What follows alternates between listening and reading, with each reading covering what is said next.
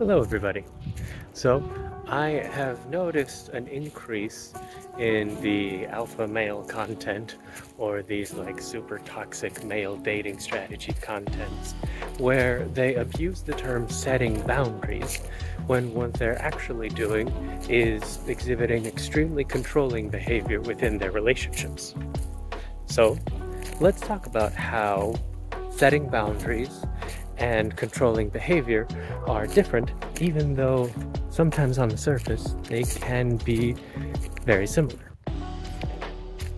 So, controlling behavior is basically forcing someone to behave in a way that they do not want to behave or in a way that is also unhealthy for them, while setting boundaries is much more akin to expressing needs in a relationship and stating what you are and are not willing to live with within a relationship. I have a pretty decent, if sad, example about differentiating between boundaries and controlling behavior, and that is a story of an elderly couple that I knew, in which the wife in this couple was a habitual smoker, smoking up to a pack a day. Eventually, unfortunately, she slipped into a coma that lasted several weeks.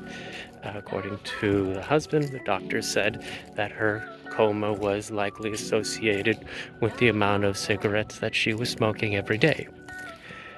Apparently, as soon as she woke up from the coma, one of the first things she asked for was a cigarette. This was something that made the husband very upset. Eventually, he told her that he did not want to live with someone and watch them slowly kill themselves by continuing to smoke as much as she was every day. So they came to a bit of a compromise. They would no longer live together, but they would stay married. They would still see each other every day, but they would live in different spaces. This, I believe, to be an example of setting a healthy but very difficult boundary. He was not telling her that she needed to stop smoking in order for them to continue with their relationship. He simply stated that he would not live with her if she chose to continue smoking. At the end of the day, the choice to continue smoking was her right and her choice.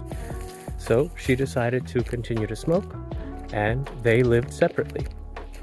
Unfortunately, she passed away before they were ever able to live together again.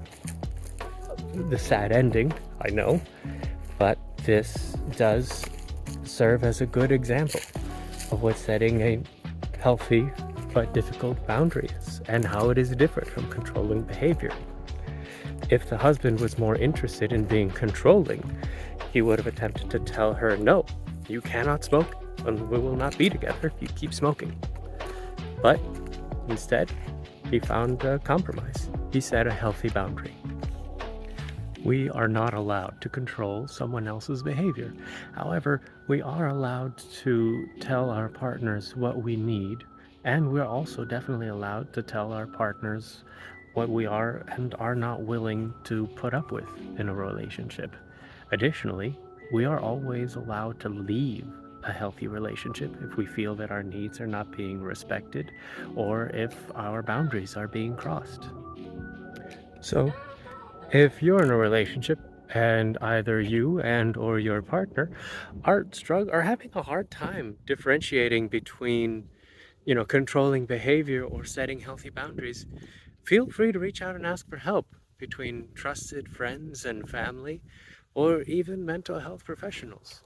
I assure you there are people out there who can give you an extra perspective and maybe even help you with your communication with you and your partner. Thank you.